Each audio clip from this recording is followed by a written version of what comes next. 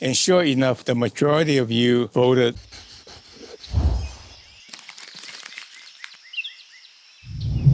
Hi, I'm miltonchang of Bonsai Heirloom. About 2 weeks ago, I dug this tree and show you and asked you to vote the design that you like.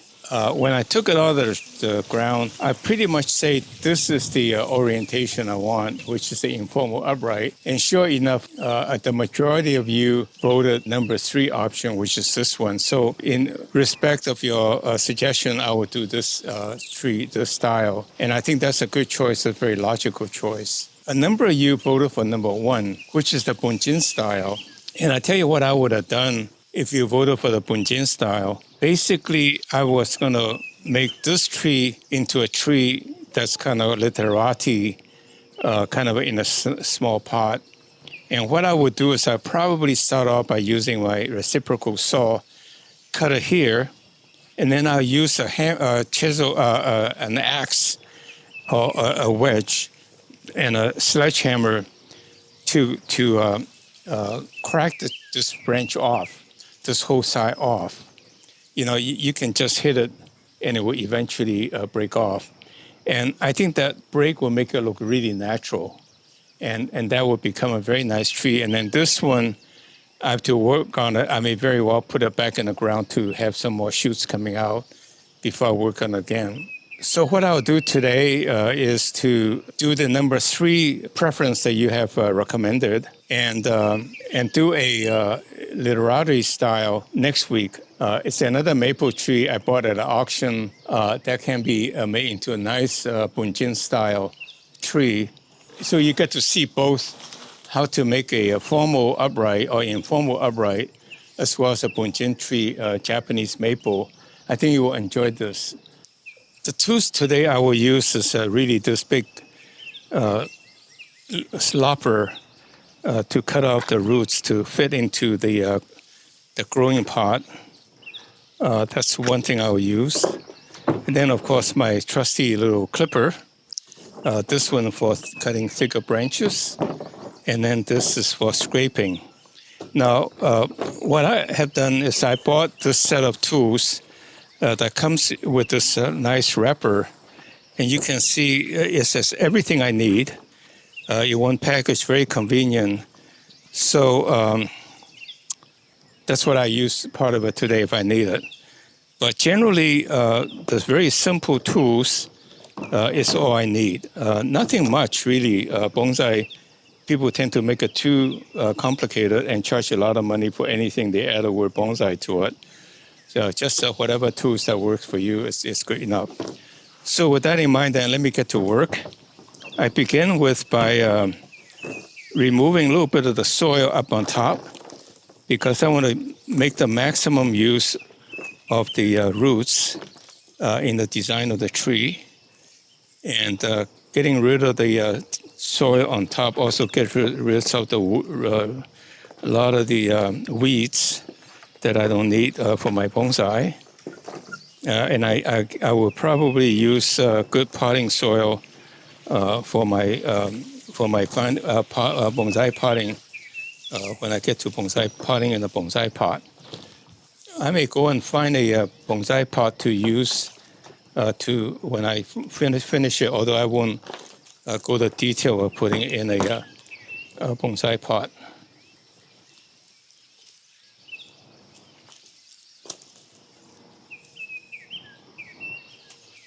You can see there are a lot of possibility with the roots in terms of beautiful rootage, but I will go into details when I go to the next level of detail in repotting.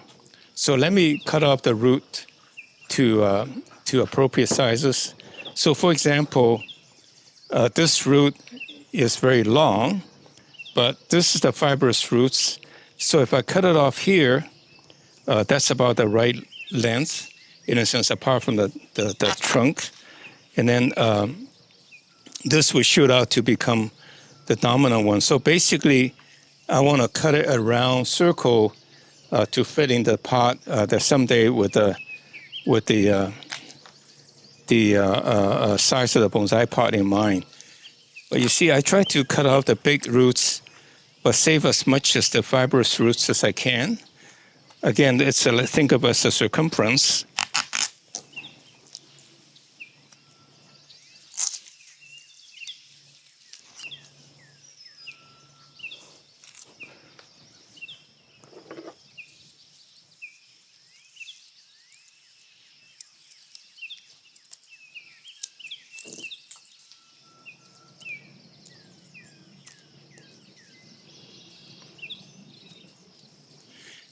And the thing is that I cut it now instead of later, after the tree getting close to finish the design, is that because then the fibrous roots would grow out of here to fill the bonsai pot, which I really like to have a lot of fibrous roots if I can help it inside the bonsai pot, because that will feed the tree very nicely.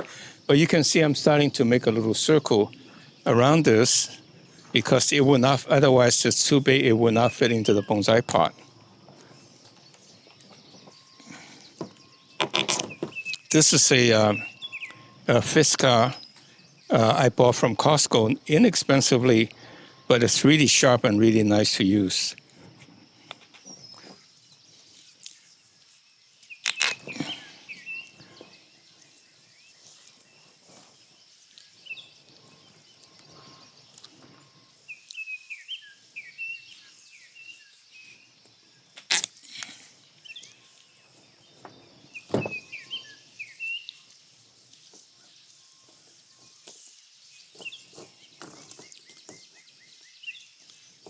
I cut this off the big roots because then fibrous roots may emerge to help the tree survive or thrive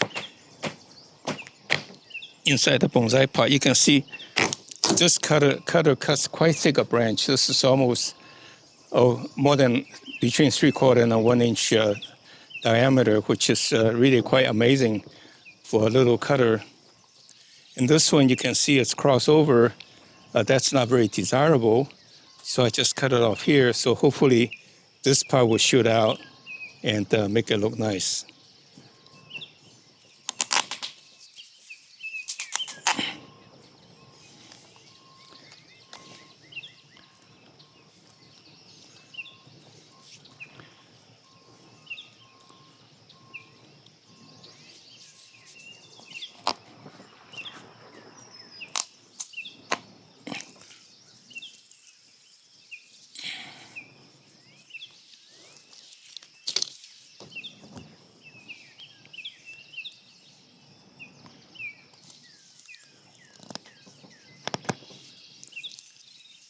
The little crack is okay because that's fibrous roots may emerge from that.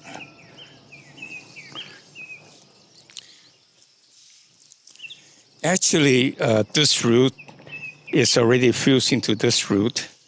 You can see it's all together in one piece now. So, well, since there's plenty other fibrous roots, I'll just cut off right here because then they may come out here to look nice in the future. So you always think long term. Let me take a saw. I guess I lied. I should have included a saw in the tools I need. Comes this big root, and all of these hopefully will shoot out the fibrous roots to keep the tree alive. So I'm not going to cut any more of the roots because to save it for the growth, so in a sense to speed up the growth. Everything is a compromise. So now let's look at the roots a little bit more carefully.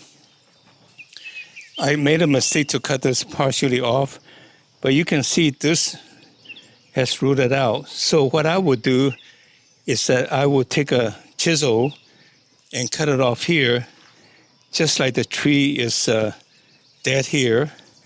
I guess they call it chari, but then in fact the bottom was feeding it.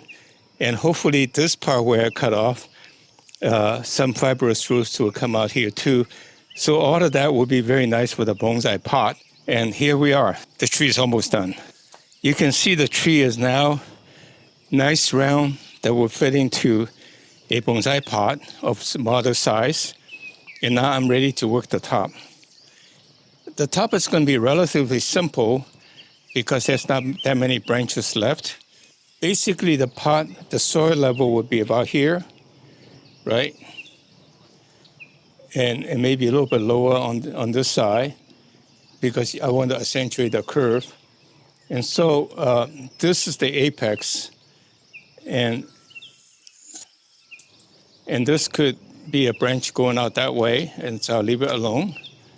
And then this would maybe come out this way, and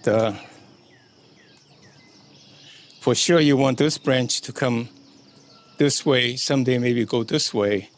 So, and this is a little bit too high relative to this, so I will cut this off.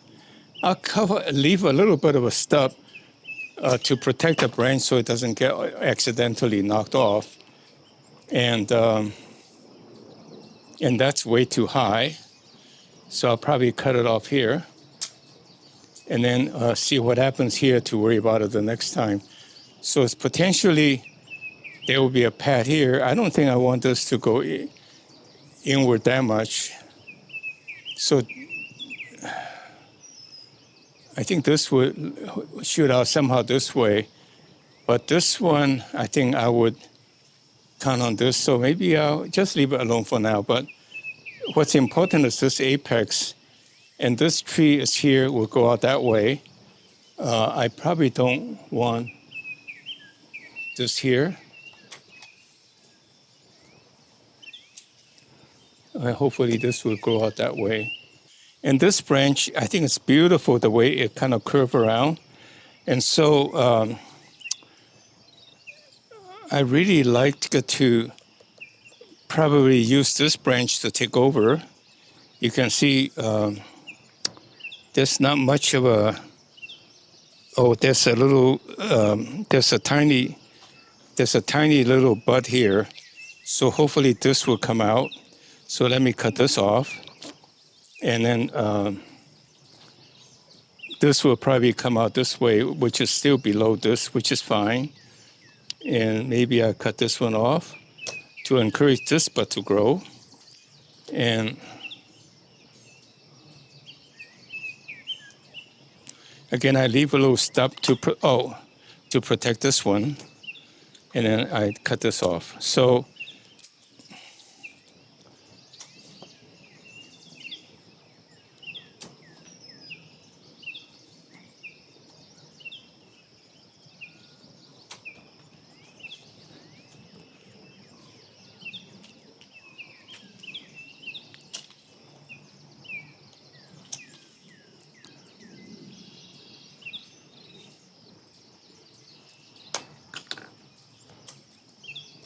that's it. That's a tree. And I have to accommodate a little bit of the till to make sure the soil level is okay. So I'll plant it in the pot this way right now for growing so that this roots would become lower so that someday I can tilt it up this way. So right now I'll put it back in a pot this orientation. So that's the tree that you ordered for number 3. You can imagine what happens is that this would be the top, like this, coming out, and then this will be coming out this way, and this will be going out this way. Of course, all this is very conceptual. It will materialize in 2 or 3 years, but I will show this tree in the March, April timeframe to show the tremendous growth, and maybe in July timeframe to cut it back. And then we'll keep working on it for the next 3 years. It will become a magnificent bonsai about this size. It will be absolutely beautiful. So that's the beauty about Japanese bonsai. You let it reach out to give it a spread, and that's what makes them look magnificent. So thank you very much for your voting and for your interest. And I hope you like my video. And I need the brownie points and encouragement. And subscribe to our website so you can get announcements like the raffle and so forth. So thank you very much. See you next week. And before that, and don't forget, I will do the next week the literati maple bonsai, which I think you will also like. Thank you very much.